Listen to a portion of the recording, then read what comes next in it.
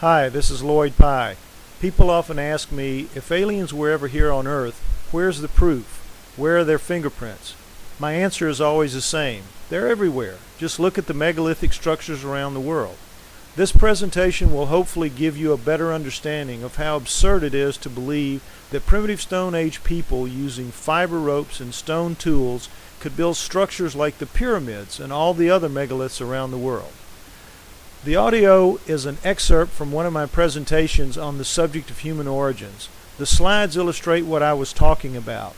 I hope you have fun with and are enlightened by Megaliths, proof of alien intervention. We're starting with, just as an example, the megalithic walls at Sacsayhuaman. If I was standing right here, my head would be about where yours too would be about where that white spot is. I wish I had a shot of with somebody there, but these are huge, huge in the mountains of Peru. But you have them in Tiahuanaco in Bolivia. You have them in Baalbek in Lebanon. 2,000 tons! 2,000 tons in Baalbek in Lebanon. These are just hundreds of tons. But it's just impossible for human beings to do this. The tolerances are just incredible when you get there. You reach your hand, sometimes earthquakes have spread some of the rocks, you reach your hand in there, it feels like a baby's bottom, perfectly smooth. We can't do that. The one that everybody looks at is the pyramids. Now, you need to know two numbers for the Giza Plateau. 100 years, this is what they insist, the Egyptologists insist, that the three pyramids and the Sphinx were all built within 100 years. The lifetimes of three pharaohs. And 6 million stones conservatively. If you go by just the counts of the layers and you work it out, people have done that. It's between 6 and 7 million stones, they estimate. If you go the lowball figure, 6 million stones, let's go with those two numbers. 100 years, 6 million stones. 24 hours a day, 24 hours a day, every minute of every day for those 100 years to make this happen according to the Egyptologist schedule, every 8.5 minutes a stone has to go into place.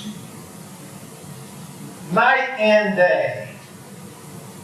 Night and day. It is so absurd, it is so incredibly absurd, I can't believe that people just sit there and go to conferences like this, and every one of them in the room has got a PhD after his name, and they sit there and say, wow, okay, cool. Stupid, stupid, stupid. That's what I say. Just keep those two numbers in mind. 100 years, 6 million stones, ridiculous. Look at this. The Great Pyramids used to be covered with limestone, polished limestone. Shining so perfectly, fit together so perfectly, it glared in the sun for 20, 25 miles on a bright day. Look at the precision. You can't get the tip of a knife blade in. You can't. They left a few down at the bottom. You can, if you ever go there, if you've ever been there, you've seen these few. They didn't strip them all off. They stripped them off to build the buildings of Cairo. One of the great rapings of treasures of history that there's been, but nonetheless, at least they left a few so we could see kind of what it looked like. It's gorgeous. And if you go inside them, every tunnel in there, absolutely perfect. Perfect! Look, this is a seam between stones. No mortar.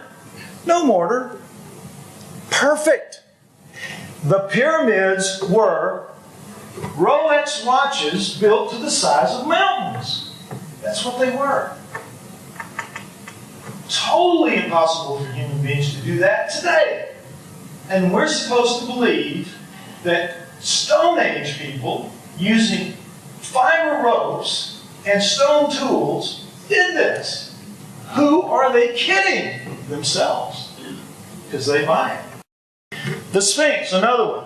You all heard about the weathering of the stones, which clearly shows that this is caused by water erosion. And the desert of that area, Giza's been dry for at least 8,000 years. So the bare minimum that this could have been carved out to cause this to happen this way would be 10,000 years, and probably it's more like 15,000 years. 15,000 years ago. So right away, this is showing that the Egyptologist thing is completely wrong. And yet, when this came out, when this hit the airwaves in a great documentary called The History of the Sphinx, they just about died. Scientists went nuts that they hadn't been consulted so they could have informed the network that this was completely wrong and had no business being put on the air because it enlightened the great unwashed. Can't have that. I just get so furious at this. Anyway, this is what they did. They cut this out and they took the stones and they built 2 temples in front, the Sphinx temple and the Valley temple. All right, if you go there, you'll see them. And you've got, here's the Sphinx here, and you've got the Sphinx temple, Valley temple, and you see the size of the stones in here. Pretty doggone big. You got bigger stones, of course, in the inside of the interior, but still, they're pretty doggone big.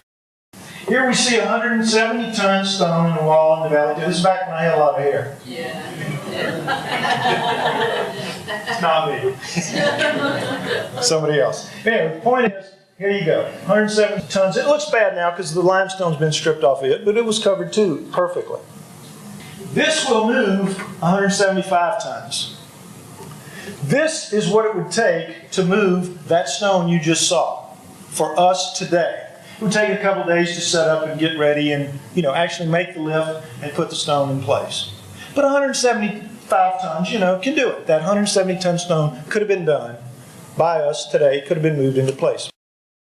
Okay, now look at this Hummer right here. A 1,170-ton obelisk lies unfinished at the Aswan quarry, a crack ran into the stone and unusable. Now, there are a lot of these around Egypt, these obelisks like this. This isn't the only one, but this is the broken one. So what they were doing is digging it out, and you can see it's pretty well finished, except for this part right here. They were shaping the point of it, and whatever machine was on here, it was this is pink granite. It was just taking it out in chunks, whatever routing machine they had. Certainly not stone tools making this happen. And they pressed too hard, and they cracked it right through here. Just unbuckle the machine, whatever it was, let's just leave it. It's 15 feet in a hole. It's the person taking the pictures up here, you can see the edge. It's in a hole. Now, the question you have to ask yourself is, how are you going to move a 1,170-ton obelisk? How are you going to move that? You ain't going to move that. Guess what else you're not going to do? You're not going to cut it loose from its base. There is no saw that would go through that we have no diamond tip saw that would go because the weight would just stop the blade from spinning. Now, how did these primitive people do this?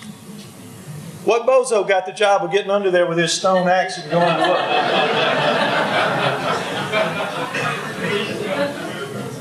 Can you see how absurd it is? It's ridiculous. Here's what it would have taken to get 1,000 tons up today. 1,000 tons. Imagine the logistics involved to get that stone up. If you could cut it loose, which we couldn't do. Do you see how absurd it is?